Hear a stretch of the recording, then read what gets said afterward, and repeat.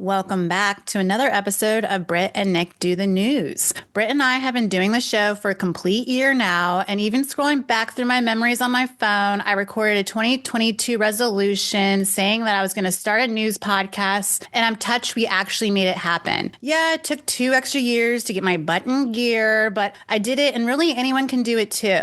We are off next week to connect with fellow podcasters at Evolutions, the podcast movement's spring conference event. We hope to learn a lot and gain momentum with the show, as well as have a little fun in Chicago, which Britt and I honestly do best.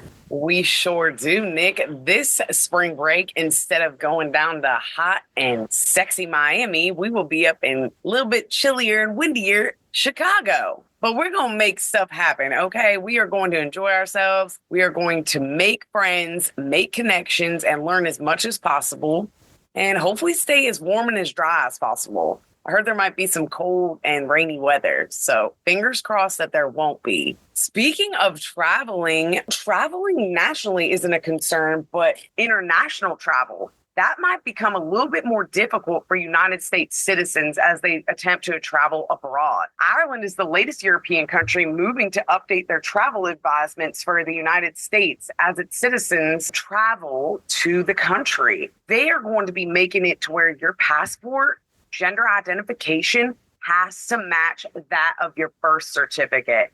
That's right. We believe that a lot of this is in response to Trump's administration and the laws that they are making, where you can only be regarded as either male or female.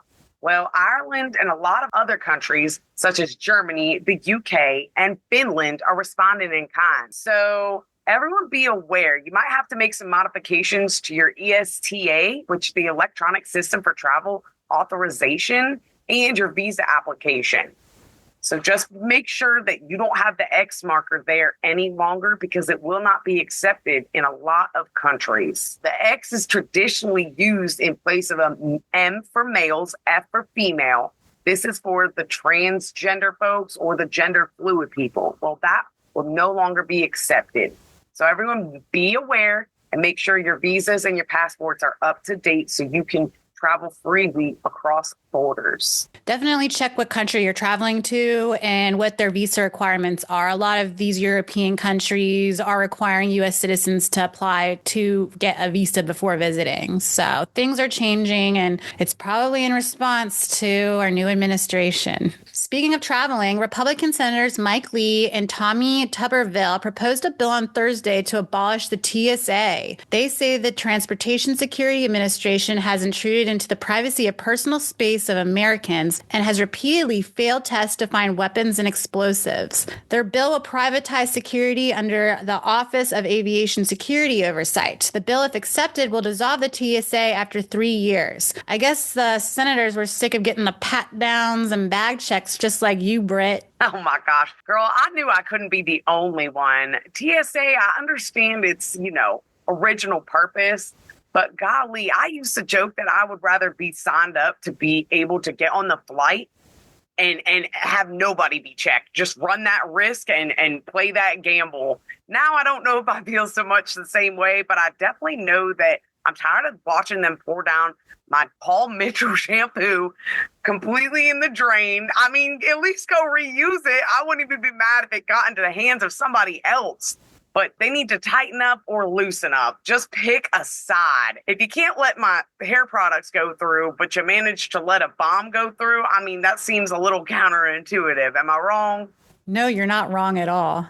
I can't help myself but slip into some news about what's going on in the cosmos, especially if there's nothing worthwhile to speak on when it comes to the weather. On March 29th, American residents in the Northeast can catch a rare phenomenon called a double sunrise. This will be the first solar eclipse of the year, which will occur when the moon overlaps the sun during its rise, causing a crescent shape. Times vary on when you can catch it, but I've been waking up before dawn, so I think I can actually sneak a peek at this celestial phenomenon. A lunar and solar eclipse in 1 month. What a treat. I didn't want to wake up at 2 a.m. to see the moon, but my body had other plans, so I did get on that lunar action. I wasn't too amused, but maybe if I had a telescope. Even with the telescope, you need protective glasses to look at the sun. I'm speaking to you, Mr. President. I will never forget in 2017 when you were straight up staring into the sun while all of America watched you. Goodness me. Do you guys remember back when there would be like solar eclipses during like elementary school and middle school,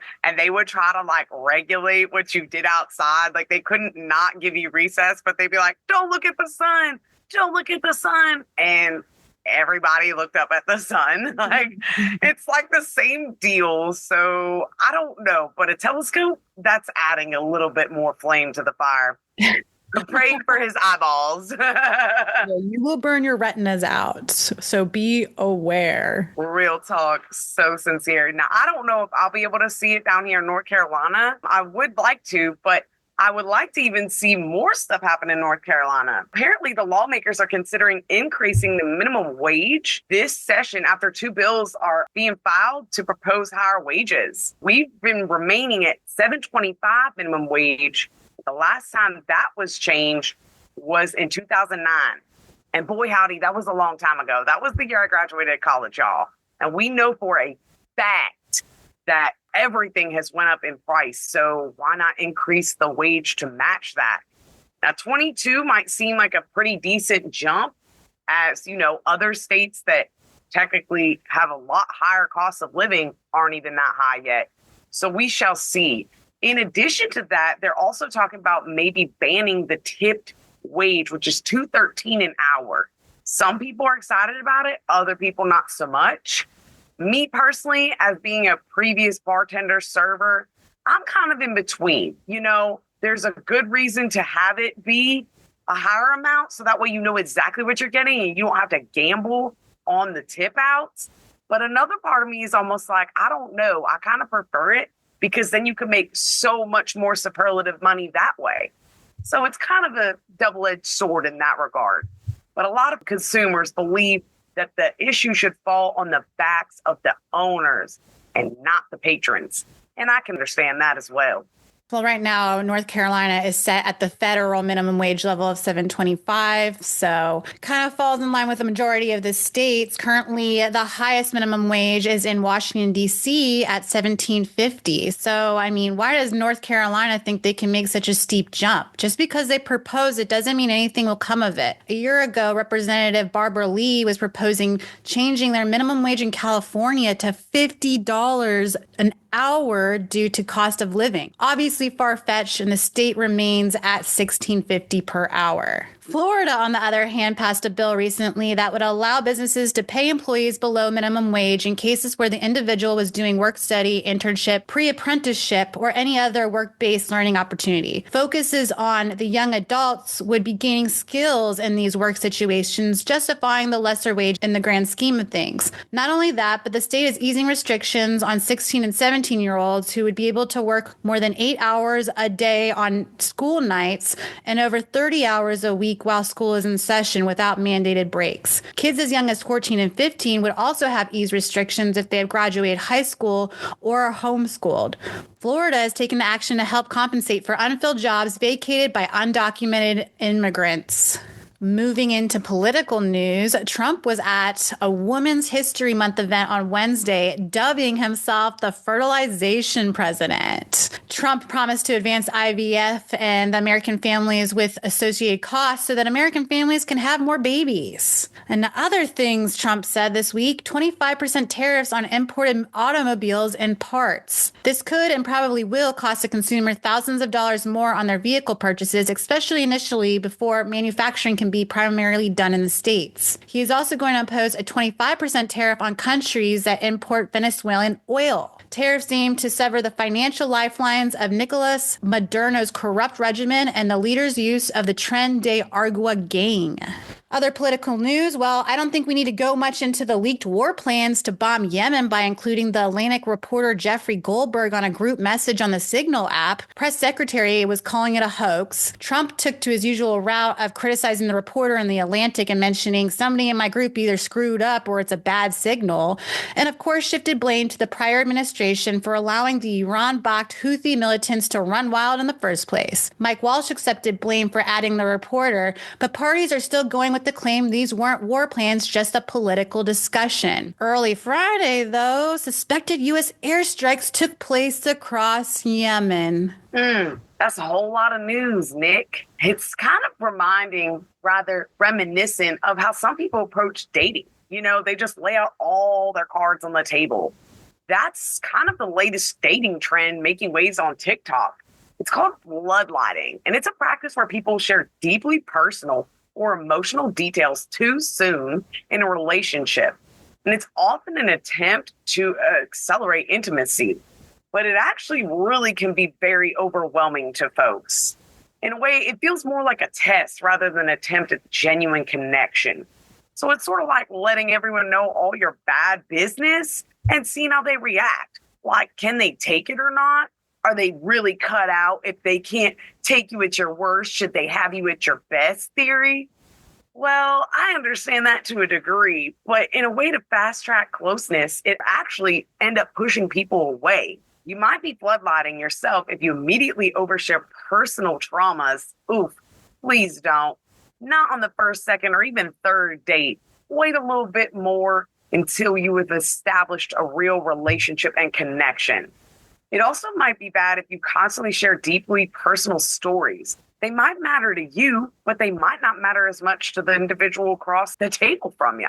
So please don't scare anyone with some rowdy college, seemingly fun stories, but it might tell the tale of why they're not into you anymore. Let them like the real you first, and then bring on the trauma drama. Yes, I can totally confirm that on first dates, these guys love to drop the bomb. So I didn't know I had a term called floodlight dating. I just thought that they weren't using the best judgment, and I called it bomb dropping. My latest Bumble swipe was very interesting, and I do have to share this because, again, people are not thinking when it comes to dating. Like, listen to this profile. David, 44. How would I describe myself in 3 words? 3.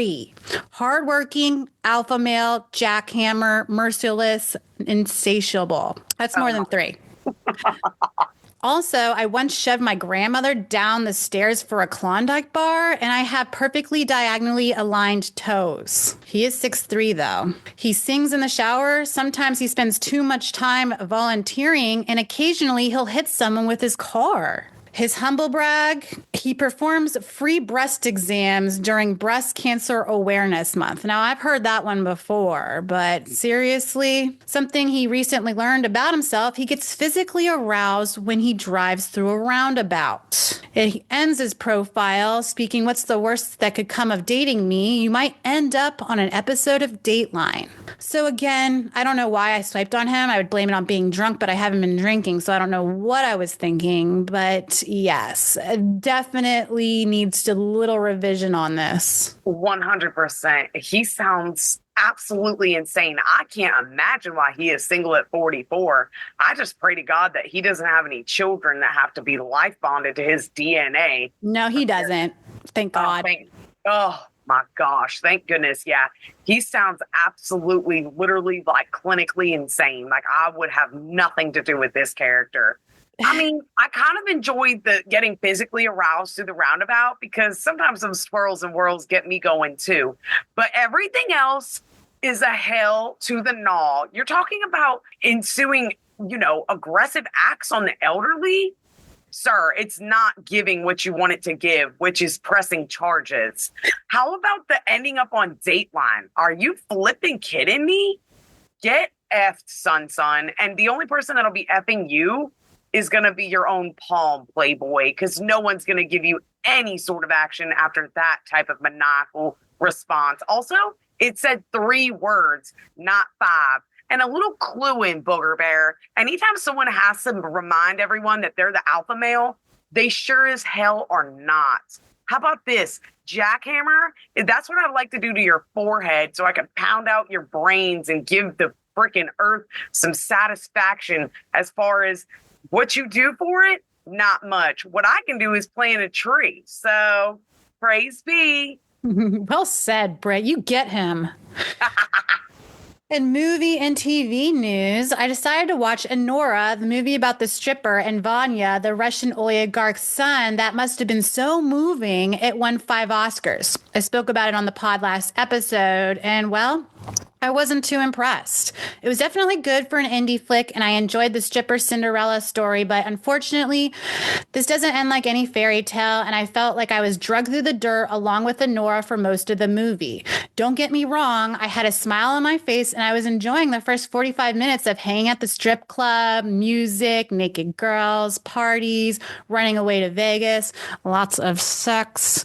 But then it takes a quick turn to chaos once the Russian oligarch finds out his son married an escort, and I stopped smiling for the rest of the movie. You already know about the first 45 minutes of fun. Well, it was followed by 30 minutes of being stuck in a living room with straight overlapping screaming dialogue between Honora and the two henchmen. After 30 minutes of feeling captive myself, we then go on a goose chase for almost another 30 minutes looking for Vanya. I don't want to spoil the movie for the rest of anyone who wants to see it, but I wasn't moved, and I'm still unsure if I would have been better off not watching. Wicked, on the other hand, bravo. I totally understand why they thought a sing-along would have been fun in theaters because I was singing. Fortunately, I didn't have to hear a whole theater test out their bagpipes and was in the comfort of my own home. The music I have always thought was so good growing up, and Ariana Grande and Cynthia Erivo did not disappoint as Glinda and Alphaba. Ariana brought a different flair, and honestly, that girl is hilarious. If you haven't seen her host SNL, check it out. She's extremely versatile and talented. Amazing choreography and blocking. The scenery is unmatched. Even Jeff Goldblum thought the set design was fantastic and amazing. The Oscars for Best Production Design and Best Costume Design were absolutely well-deserved. I loved it, and even though it was 2 hours and 40 minutes, I'd watch it again in the same week. I also watched The Studio with Seth Rogen on Apple TV, and I enjoyed that as well.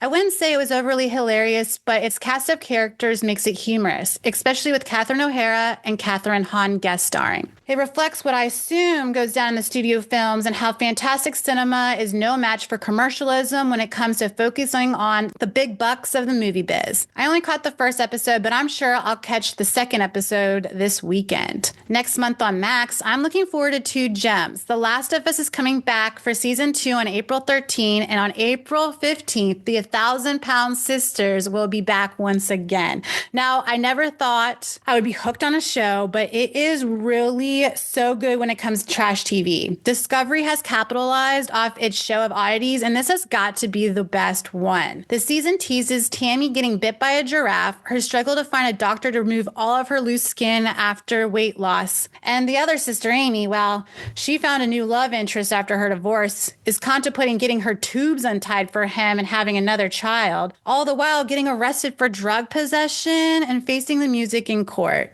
Well, I can't lie. I've always been a TLC sucker for all their weirdo shows, be it 90 Day Fiancé and, of course, the 1,000-Pound Sisters. Although I don't even know if they can coin that term any longer. They have both slimmed down quite a lot. Even though all bets were against Tammy, she proved otherwise and lost that weight in order to get her surgery. And now she's stuck with the skin. And it seems like a search to find a doctor who will remove it for her.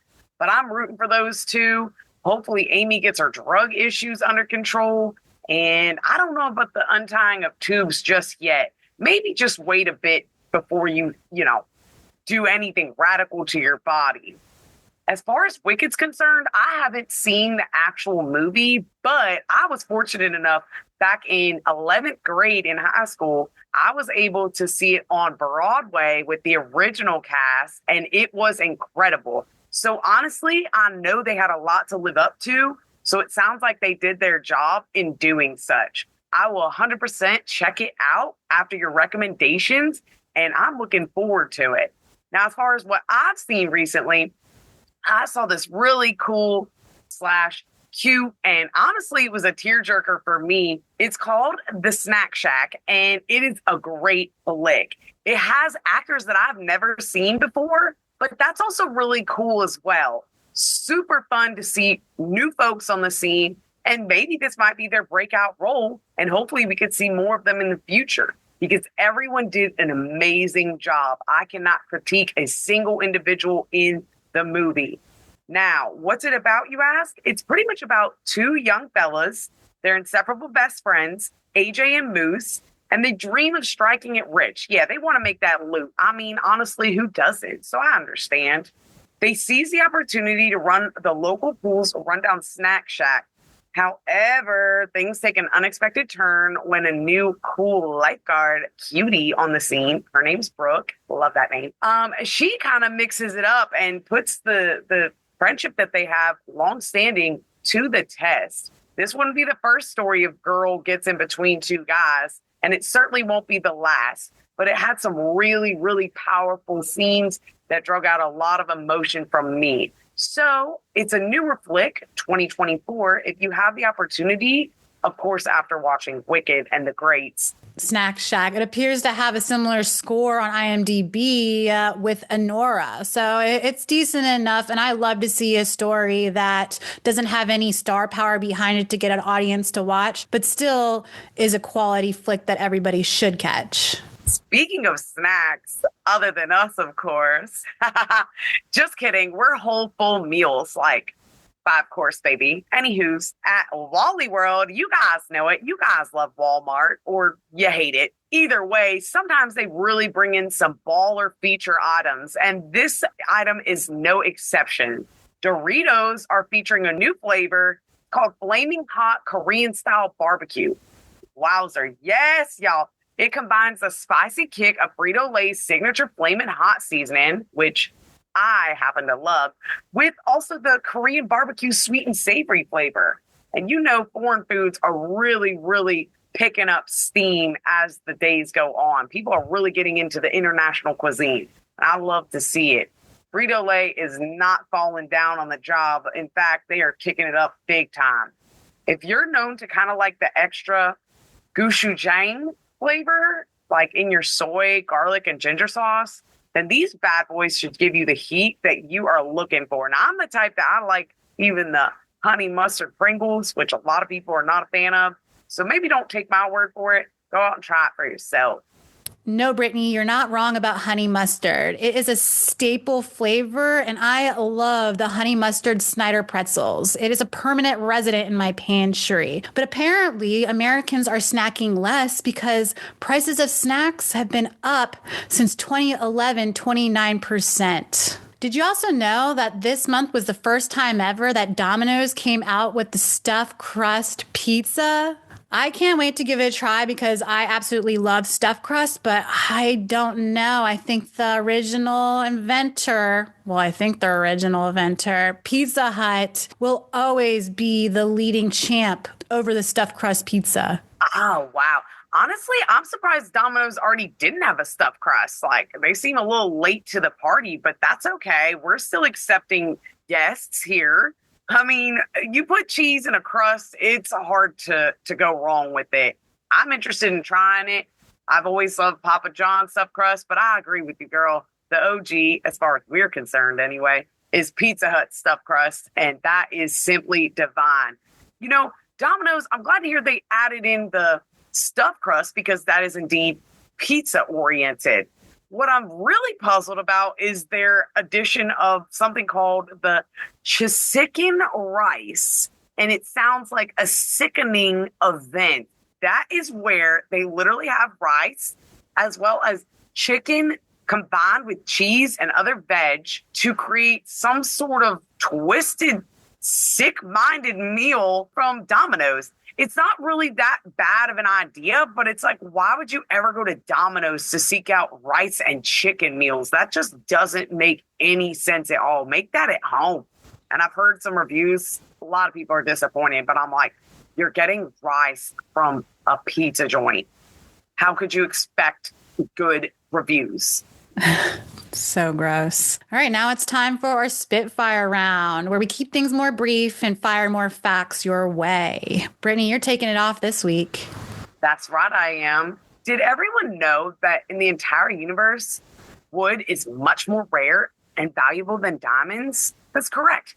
Diamonds are considered a super prized possession on Earth. You know, rings, all the diamonds, necklaces, love it. But they're surprisingly super common within the universe. Carbon is their main element, and it's abundant.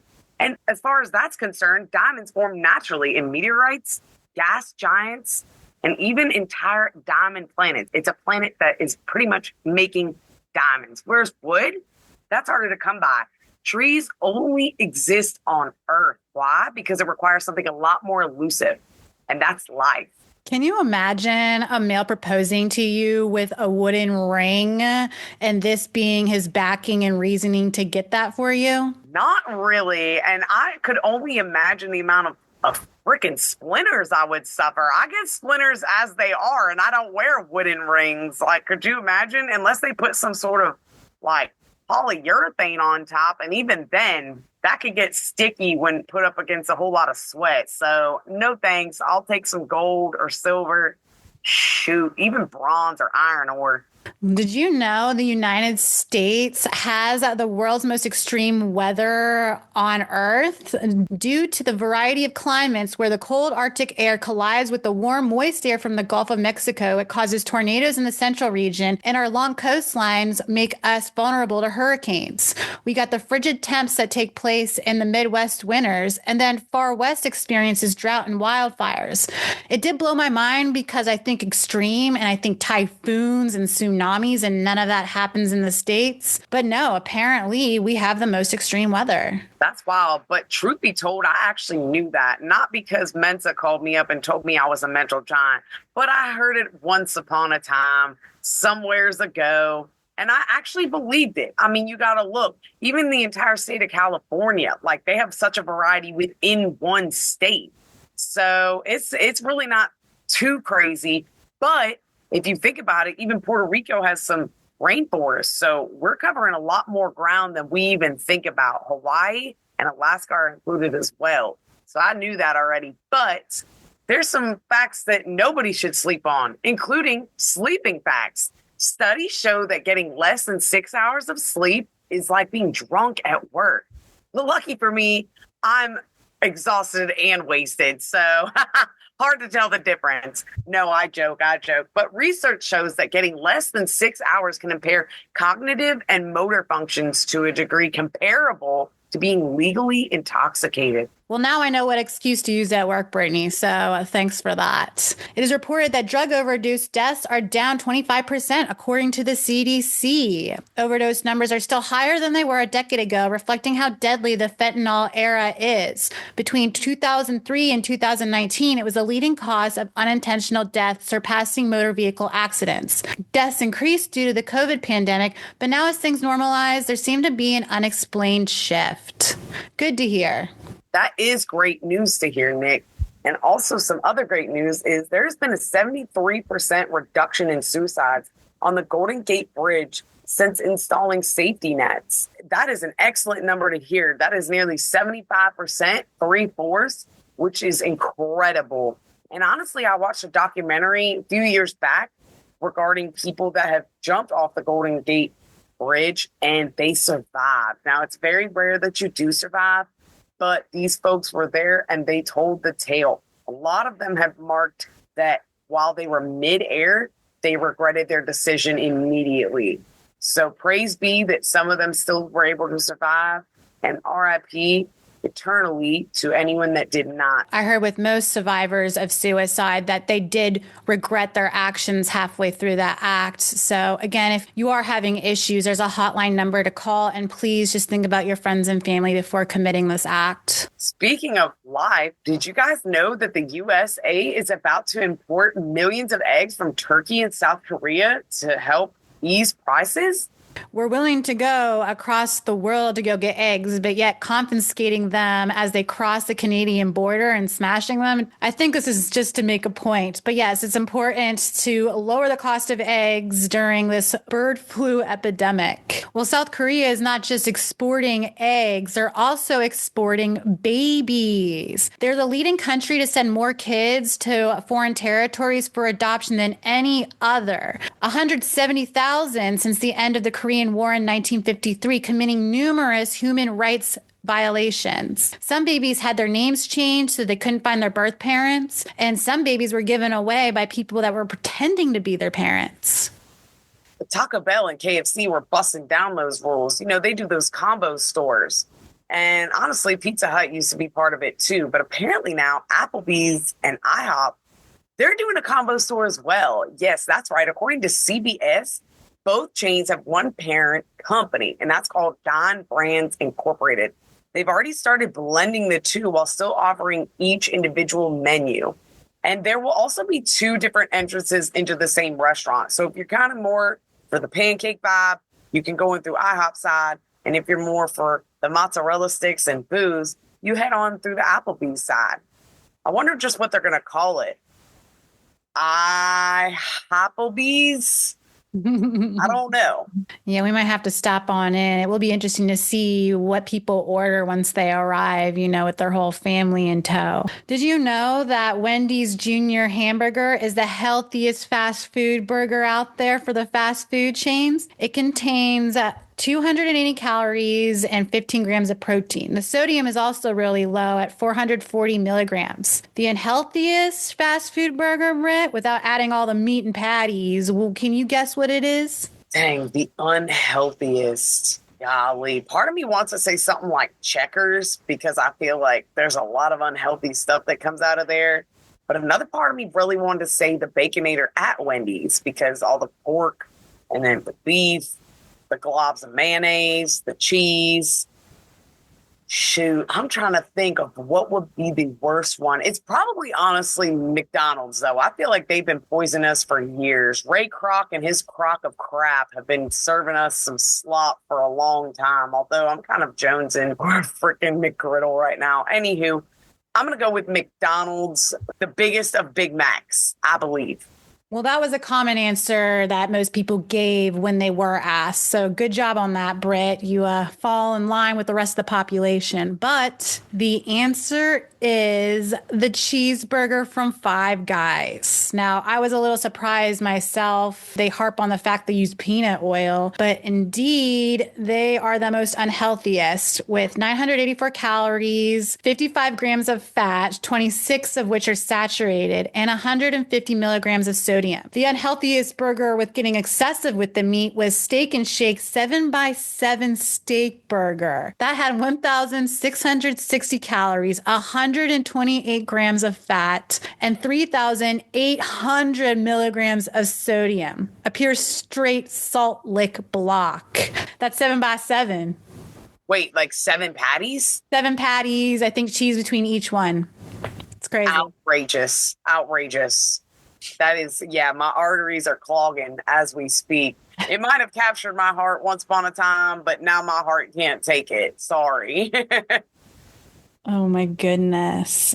So now we're going to move to the portion of the show where we play a little game and have a little fun with Brittany and as well as you guys back at home. Are you ready for this one, Brittany? Since spring is coming, there's a lot of festivals that come with it. So I'm going to name a bunch of festivals and you have to guess where they originated from. So the key word is originated from. So you might have to do a little more thinking and not just jump the gun with your first assumption. So here we go. Holi. It's the festival of colors. Where did it first originate? Oh, dang. I would say originate. Dang. A part of me wants to say like Sweden or something, like where they have like lots of the holly, because I remember reading those American Girl books and Kirsten's character, they were really big into holly and the trundle beds. So I'm uncertain. But another part of me really wants to say Holly, Michigan, because it's cold up there and they have a name called Holly and I know they got holly. So, well, Holi originated in India. It's a vibrant Hindu festival celebrating the triumph of good over evil. So maybe if I gave more insight, you might have been able to guess that. So India and other parts of the world celebrate Holi. It usually falls in late February or early March. All right, let's move it on. Here's another one. Hunami. It's the Cherry Blossom Festival. Where did it originate? Okay, I think I know this one. I believe that is in Japan. One, because it sounds like a Japanese word. They use a lot of the I's in there, not just the Italians, but the Japanese. And I'm pretty sure the reason that DC has so many is because they were gifted from Japan as like a sign of peace or something like that once upon a time, as like a gift to show the beauty of Cherry blossoms. I mean, yeah, it was a gift from Japan, all the cherry blossoms in Washington, D.C. And yes, they bloom every year in spring and they have their own cherry blossom festival. But you are correct. It did originate in Japan. Good job, Brittany. All right. Nowruz. It's a Persian New Year. I feel like I can't just give you what it actually is. I have to actually translate as well, or you would just never guess it. So Nowruz is the Persian New Year. Where did it originate? And I think this might be a little obvious. Yeah, I want to say Persia, but I don't believe Persia is a thing anymore. So it's modern day Iran. So you're correct. Iran, Afghanistan, and a couple other parts of the world, but mainly in those regions is where it came from. Very cool. Never knew of it. Yes. What about Mardi Gras? And this might be a little too easy for you, but we got to bring it up because it is a major spring festival. You are not wrong. Fat Tuesday, right before the introduction of the ashes on the Blessed Wednesday. So obviously we associate it with New Orleans, NOLA, and, down by the bayou. But I know that they have a lot of Cajun influence, which originated from France. So I would like to say France because they also, they were really big in the Hunchback of Notre Dame. And that was a big, Catholic cathedral where he was ringing the bell. So I know that France historically has a lot of Catholic influence. So I'd like to say France originally.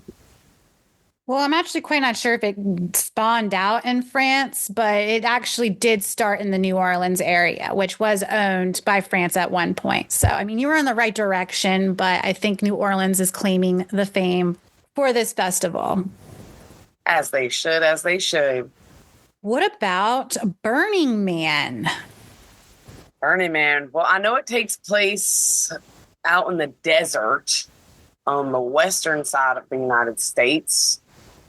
But where did it originate as far as that? See, maybe I'm taking it too far. I'm like, oh, well, this versus this versus this. When it's really like, no, boo, it's Nevada or what have you, because it's desert. And that's where it is. As far as I knew, I thought it was Nevada. Maybe New Mexico, because I heard the stars are amazing out there. So it makes sense that they would probably put it out in one of those spots. So final answer, New Mexico? No, you should go with your intuition, Brittany, because Nevada was the correct answer. Burning Man takes place in Nevada. It's a spring festival that many people like to go out there and get twisted. I think maybe 2 or 3 years ago, there was actually a horrible sandstorm and people did not have a good time during it. That would not be a good time for my pocketbooks, to be totally honest with you. I heard that stuff is expensive. Yeah, I've always wanted to partake just to say I did, but I wasn't too pressed on it. And really, I don't think I missed out. I've been to plenty of festivals and had plenty of fun. What about La Tomatina? La Tomatina. Okay, so that is definitely sounding Hispanic. And if I know any Hispanic words, I would like to say it's Mexican, from Mexico. But dang, tomatina. I don't even know what that means. I kind of want to be like a tomato or something, but that's probably a little too on the nose, right? So,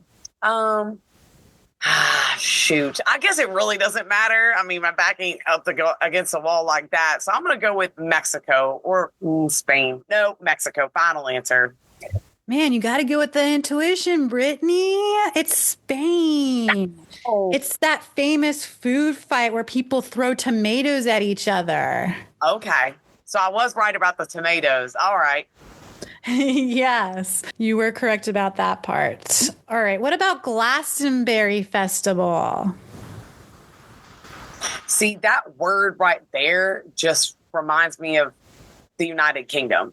That sounds like British AF because they always put Bury at the end of everything, like Bury.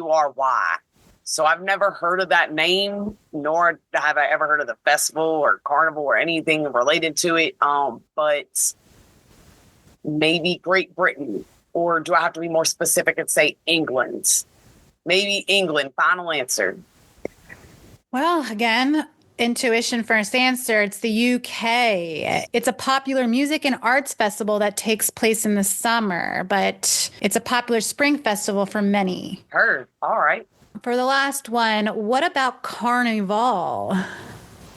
Okay, Carnival. I'm fairly confident that is Brazilian, just because I know they like to do the cool outfits with the big headdress type of look and, lots of flavor down there. So I'm going to say Brazil. Final answer. Well, you aren't correct. They do Carnival big in Brazil. You're correct about that. They celebrate hardcore down there. The actual place it originated from was Trinidad and Tobago. Oh, very cool. Okay, cool. You know what? I almost thought of that too because I know Rihanna takes part in it. And I know that I was thinking maybe even like Caribbean countries or somewhere like that. So Trinidad and Tobago is pretty cool. I did not know, but hey, the more you know. We're going to be like reading Rainbow on this piece. The more you know. Facts all day. I hope you enjoyed playing along with us. We always like to bring something fun to the show, especially because the news can be a downer. So I hope that you played along and you can share this game with your friends. Games are fun. Well, not so much when people are playing them in the relationships they're in, which leads us to the final topic of our version of Dear Abby. It's Dear Britt and Nick. We're going to give our advice on these relationship issues. So, Dear Britt and Nick, I have been married to George for 35 years. I was pregnant when I married. We had dated only 5 months. We came from families that believed you had to do the right thing and get married. I love my husband, but never as deeply as I thought I should. I had feelings for someone else, Dennis, before I got married. But we were always in different relationships when we'd see each other. He was my husband's best man at our wedding, and they were friends for many years. Sizzle, sizzle. He moved away, and we had not seen each other for 25 years. Dennis and I recently reconnected, and when we first saw each other, it was like I was hit by a truck full of emotions. Dennis makes me feel ways I have never felt before. We have had long talks about how much we've missed each other. We can tell each other anything. I'm the happiest I have ever been in my life. But once again, things are complicated. I still live with my husband, although I'm in the process of moving out as soon as I can. Dennis has to take care of his mother and can't just walk off. We want to be together. We have never done anything more than hug and share passionate kisses. George will be hurt. But should I keep putting my happiness last just to please someone else? When do I deserve to be happy? Signed, About to Flee. Yeah, it sounds like she's already about to leave. So I think she knows what she's going to do to attain that happiness. But happiness doesn't just come in the form of a lover. So, I mean, I think she might need to do some self-reflection and see what she really needs to do to find happiness within herself. Advice for, what was her name, Brittany? I don't even think it said. She wants to remain anonymous. Look at that. Well, I feel like this is a likely tale. I once saw an interview where this reporter asked an elderly lady what was the best thing that happened in her life. And her immediate answer was her husband dying in a plane crash. And I was thinking, dang, was it the life insurance money or the payout from the airline that really made her happy? But really, it was the fact that her husband died so she could go be with another passionate lover. So again, people are finding happiness in others. And I get it. Love is emotional. It makes you feel that happiness. So I'm going to have to, support our girl and, tell her to follow her heart. But I'm feeling bad for George and Dennis. Well, I mean, things might not be greener on the other side of the fence. So good luck to the two. And I hope Dennis's mother's okay and that they can move out of the area and have their own life to take care of. True enough. Yeah, when it comes to about to flee, I would say you kind of already are fleeing, and you gave it 35 good years, but that goes to show you what happens when you supposedly do the right thing when you're young. You get married too young, or you get married just because you're pregnant. It's not always the best idea. Sometimes it can be the most remarkable relationship you've ever had in your life, and they could be your long, forever standing mate. And you take it to the end. Other times you wonder what could have been or what would have been had you not been put in the original situation. It's hard to call it, but agreed. She's got one foot out the door, and so she might as well just follow through. I do want to warn her, though, it isn't always what it's cracked up to be. Like you said, the grass isn't always greener on the other side, so she better tread lightly and move, I won't say at a snail's pace, but she definitely needs to make sure her ducks are in a row. And I don't know about George's feelings. Obviously, he's going to be hurt, but once again, did he feel the passion? Is this all one-sided? Maybe he has someone else in mind too. It's really hard to call it. I just know that she's been sharing passionate kisses with this guy. I wonder when those took place. Was that before you put the moving box in the truck? Or is that another time? I cannot call it, but that sounds a little bit like cheating to me. So if you're going to already go ahead on that route, just proceed. Follow the next exit sign, baby. Just keep on going with what you're doing. Just know that it might not work out in the end. But it didn't work out with George, so. Poor George. I mean, can you imagine? He was the best man at your wedding. Like, this sounds like it might be an episode of Snapped or another episode of A Murder on Dateline. So good luck to this anonymous lady. And George, keep it cool, bro. It's going to be okay. That's right. You don't want to come out here like some pipetted ghoul like David on frickin' Hinge. Yeah, just keep it cool. Keep it relaxed. She is indeed the mother of your children, and it's been quite some time, so just let it be. But we're wishing everyone in this situation the best of luck, and as you had mentioned earlier, Nicole, we hope that Dennis's mom is okay, or at least can go in peace. Well said, Brittany. Well, that wraps up another episode of Britt and Nick Do the News. We will, like I mentioned, be in Chicago in a couple of days, and we will report back what went down. Oh, you're going to get the full scoop from us. So we will let you know as soon as it happens. So stay tuned. Yes. Catch you next time.